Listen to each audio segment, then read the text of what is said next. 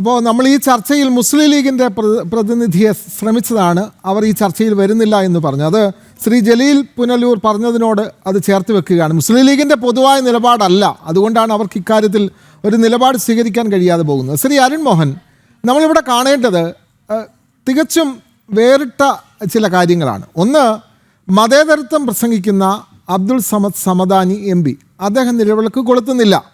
മതമാണ് ഞങ്ങൾക്ക് ഏറ്റവും പ്രധാനപ്പെട്ടത് എന്ന് പറയുന്ന ശ്രീ KM ഷാജി വിളക്ക് കൊളുത്തുകയും ചെയ്യുന്നു. ഇത് ഒന്നും മനസ്സിലാകാത്ത ഒരു പ്രസ്ഥാനമായി മാറുകയാണ് മുസ്ലിം ലീഗ്. എന്താണ് തോന്നുന്നത് ശ്രീ അരുൺ മോഹൻ? ഒന്നും മനസ്സിലാകാത്ത പ്രസ്ഥാനം കേൾക്കാൻ സാധിക്കുന്നുണ്ടോ? കേൾക്കാം. ഒന്നും മനസ്സിലാകാത്ത പ്രസ്ഥാനം എന്ന് എന്നെയും നിങ്ങളെയും തെറ്റിദ്ധരിപ്പിക്കാൻ സാധിച്ചു എന്നതാണ് ലീഗിന്റെ വിജയം എന്നാണ് എന്റെ ഫസ്റ്റ് കമന്റ്. ഈ കാര്യത്തിൽ വളരെ കൃത്യമല്ലേ? മതമാണ് പ്രശ്നമെന്ന് പറഞ്ഞ ഷാജിക്കില്ലാത്ത പ്രശ്നമാണ് അബ്ദുൾ സമദ് സമദാനിക്കുള്ളത്.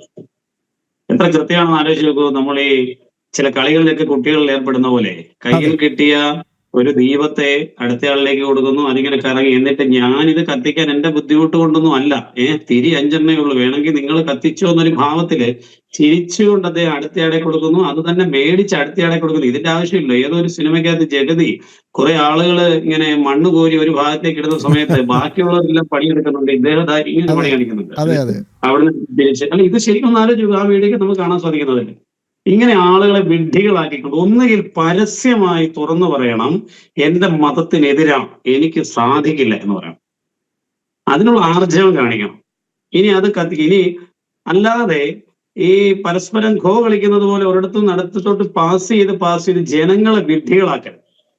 തെരഞ്ഞെടുപ്പ് വേളയിൽ പരസ്യമായി ജനങ്ങളോട് പറയണം, അനിസ്ലാമികമായ കാര്യം ജനപ്രതിനിധി ആയി കഴിഞ്ഞാലും ഞാൻ ചെയ്യില്ല. എത്ര ലീഗ് നേതാക്കന്മാർക്ക് അതിന് ധൈര്യമുണ്ട്? എന്നാൽ ഇവർ ചെയ്യുന്നത് മുഴുവൻ ഈ തരത്തിൽ ജനങ്ങളെ തെറ്റിദ്ധരിപ്പിക്കുന്നത് പോലെ.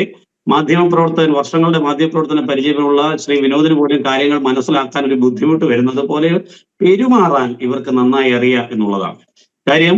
ഇവർക്ക് മതേതരത്വം എന്നൊക്കെ പറയുന്നത് ഒരു മുഖം മൂടി മാത്രമാണെന്ന് ഒരിക്കൽ കൂടി തെളിയിക്കപ്പെട്ടിരിക്കുകയാണ്. ഏത് മതാചാരപ്രകാരമാണ് വിളക്ക് അവരുടെ മതത്തിൽ ഉപയോഗിക്കുന്നത് എന്നും കൂടി ഇവർ വ്യക്തമാക്കണം. ഇനി അത് ക്രിസ്ത്യൻ മതപരമായ കാര്യങ്ങളിൽ ഞാൻ വിളക്ക് കണ്ടിട്ടുണ്ട്. നിലവിളക്കിന് മുകളിൽ സാധാരണ ഹൈന്ദവ സങ്കല്പങ്ങളിൽ ഒരു മയിലാണ് കാണാറുള്ളത്, മറിച്ച് അവിടെ ഒരു കുരിശായിരിക്കും വിളക്കിന്റെ സ്ഥലം. കുരിശ് നിൽക്കുന്നോ മയില് നിൽക്കുന്നോ അതിന്റെ മുകളിൽ ഓംകാരം നിൽക്കുന്നോ എന്നുള്ളതൊന്നും അല്ല ഇവിടുത്തെ പ്രശ്നം. അന്ധകാരത്തിനെ വെളിച്ചമാക്കിക്കൊണ്ട് ഒരു പരിപാടി ആരംഭിക്കുന്നു എന്നത് തമസോമ ജ്യോതിർ, ഭാരതീയ കാഴ്ചപ്പാട് തന്നെയാണത്. ഇങ്ങനെ ഒരു നല്ല കാര്യത്തിന് തുടക്കം കുറിക്കുന്ന സമയം പ്രകാശപൂരിതമാവട്ടെ ഇനി നടക്കാൻ പോകുന്ന എല്ലാ പ്രവർത്തനങ്ങളും എന്നുള്ളതിന്റെ ഒരു ആഖ്യാനം മാത്രമാണ് നിലവിളക്ക് കത്തിക്കുക എന്ന് പറയും.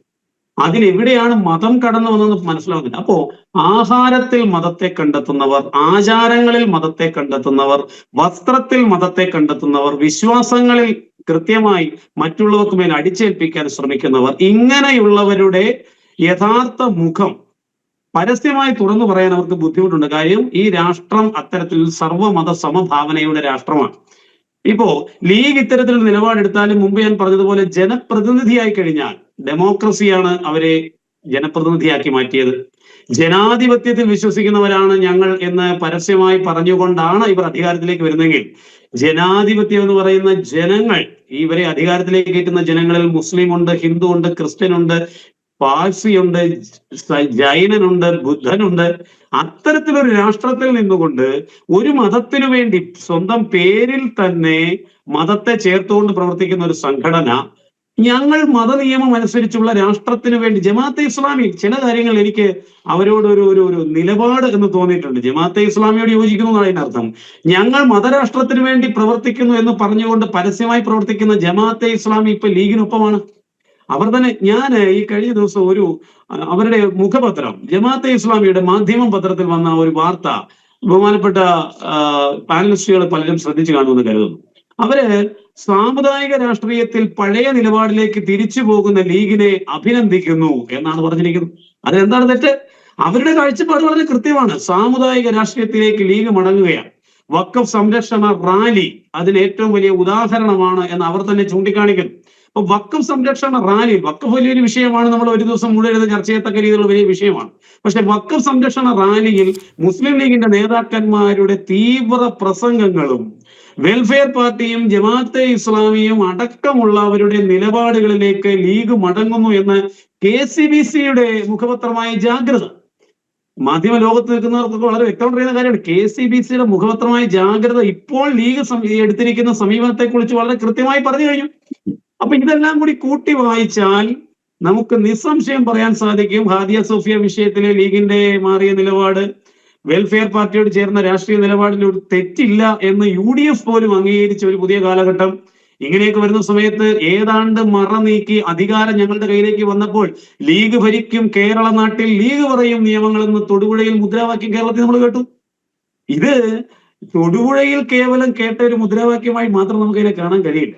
കാര്യം, നമുക്ക് യൂത്ത് ലീഗിന്റെ നേതാവ് PK ഫിറോസ് വളരെ പെട്ടെന്ന് പ്രത്യക്ഷപ്പെടുന്നു, തൊടുപുഴയിൽ ഈ മുദ്രാവാക്യം വിളിച്ചവരെ സസ്പെൻഡ് ചെയ്യുന്നു, അതാ ലീഗ് മതേതരത്വം വീണ്ടും ഉയർത്തിപ്പിടിച്ചു എന്നൊക്കെ നമ്മൾ കേട്ടു. വയനാടിൽ വെള്ളമുണ്ടയിൽ ഇതേ മുദ്രാവാക്യം ഉയർന്ന സമയത്ത് എവിടെയായിരുന്നു ലീഗ് നടപടിയെടുത്തോ? അല്പം മുമ്പ് ശ്രീ വിനോദ് ചോദിച്ചതുപോലെ ഈ രണ്ട് വശം ഡ്യുവൽ പേഴ്സണാലിറ്റി എന്ന് നമ്മൾ ചില വ്യക്തികളെ ഒരു പാർട്ടിയുടെ, ഒരു രാഷ്ട്രീയ പാർട്ടിയുടെ ഡ്യുവൽ പേഴ്സണാലിറ്റി വളരെ വ്യക്തമായി വെളിവാക്കപ്പെട്ട ഒരു സംഭവമാണ്. ഒരേ കാര്യത്തിൽ ഒരു ഭാഗത്ത് നിലപാടെടുത്ത് ജനങ്ങളുടെ മുന്നിൽ ഞങ്ങൾ മതേതരമാണെന്ന് പറയുമ്പോൾ, മറുഭാഗത്ത് ഇതാ ലീഗ് ഭരിക്കുകയാണ്, ഇവിടെ ലീഗ് പറയുന്നത് എന്ത് നിയമമാണെന്ന് നമുക്കറിയാമല്ലോ.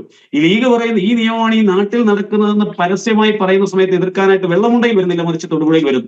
ഇത് ഇവരുടെ ഒളിച്ചുകളിയാണ്. ഇവർ വളരെ കൃത്യമായി ഇവരുടെ നിലപാട് ഒരാളെ കൊണ്ട് ഒന്ന് പറയിപ്പിച്ച് മറ്റൊരാളെ കൊണ്ട് മറ്റൊന്ന് പറയിപ്പിച്ച് ഞങ്ങൾ അതല്ല ഇതാണെന്നൊരു ചർച്ച 2 ദിവസം കൊണ്ട് ഇത് മാറിപ്പോകുന്ന വിവരം വ്യക്തമായിട്ട് ഇവർക്കറിയാം. പക്ഷേ ഏതാണ്ട് SDPI പറഞ്ഞ പോലെ, ജമാഅത്തെ ഇസ്ലാമി പറഞ്ഞ പോലെ മതരാഷ്ട്രവാദത്തിന് വേണ്ടി ശ്രമിക്കുന്നവർ, ഞങ്ങൾ 2047 ഇന്ത്യ ഭരിക്കുമെന്ന് പറഞ്ഞവർ കൃത്യമായ കാൽക്കുലേഷൻ കൂടി പറഞ്ഞാണ്. അത് കേവലം അവരുടെ വോട്ട് മാത്രമോ അവരുടെ രാഷ്ട്രീയ പ്രസ്ഥാനത്തിന്റെ വലിപ്പം മാത്രമോ നോക്കിയാണ് എന്ന് കരുതുന്ന വിഡ്ഢികളാണോ ഈ മലയാളികൾ? അല്ല.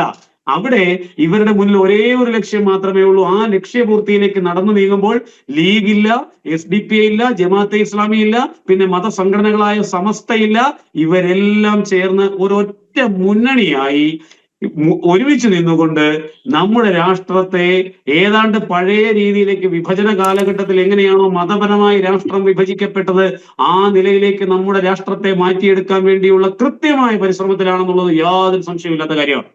സമസ്തയൊന്ന് കണ്ണുരുട്ടിയപ്പോൾ അത് കൂടി പറഞ്ഞുകൊണ്ട് ഞാൻ അവസാനിപ്പിക്കാം. സമസ്തയൊന്ന് കണ്ണുരുട്ടിയ സമയത്ത് ഒരേ ഒരു MLA, വനിതാ MLA ഫാത്തിമ തഹ്ലിയ എടുത്ത നിലപാടിനുണ്ടായ മാറ്റമൊക്കെ നമ്മൾ കണ്ടതാണല്ലോ. എന്താണ് നിലവിളക്കോളത്ത്? ഇതേ വിഷയം തന്നെയാണ്. എനിക്ക് വലിയ ബഹുമാനം തോന്നി നാഷണൽ ലീഗിന്റെ നേതാവ് ശ്രീ ജലീൽ പുനലൂർ ഇവിടെ പറഞ്ഞ കാര്യത്തെക്കുറിച്ച്. ഇങ്ങനെ പരസ്യമായി ഒരു വിളക്ക് കത്തിക്കുന്നത് കൊണ്ട്, ഭീമാപ്പള്ളിയിലുള്ള വിളക്ക് കത്തിക്കാൻ എന്തിനാണ് ഞങ്ങൾ മടിക്കുന്നത് ചോദിക്കുന്ന ഇസ്ലാമിക സമൂഹം ഓൾറെഡി ഇവിടെയുണ്ട്. നിലപാടുകളിൽ ശ്രീ ജലീൽ പുനലൂരിനോടൊക്കെ പല കാര്യങ്ങളിലും ഒക്കെ വിയോജിപ്പ് ഉണ്ടായിട്ടുള്ള വ്യക്തിയാണ് ഞാൻ വ്യക്തിപരമായി പറഞ്ഞത്. പക്ഷേ ഇപ്പൊ അദ്ദേഹം പറഞ്ഞ നിലപാട്, ഇത് ഇത്തരത്തിൽ നിലപാടുകളുള്ള ഇസ്ലാം സഹോദരന്മാർ ഇവിടെ ഉണ്ട്. അപ്പോ കേവലം നിലവിളക്കിന്റെ കാര്യത്തിൽ ഇത്തരത്തിൽ മതപരമായ അജണ്ട കൊണ്ടുവരുന്നത് വളരെ കൃത്യമാണ്. ഇതിന്റെ പിന്നിലെ ഒളിച്ചുകളി വളരെ കൃത്യമാണ്. ഒന്നുകിൽ തുറന്ന് നിലപാട് പറയാൻ തയ്യാറാകുക, അല്ലെങ്കിൽ ഞങ്ങൾ ഇങ്ങനെയാണ് എന്ന് പരസ്യമായി സമ്മതിക്കുക.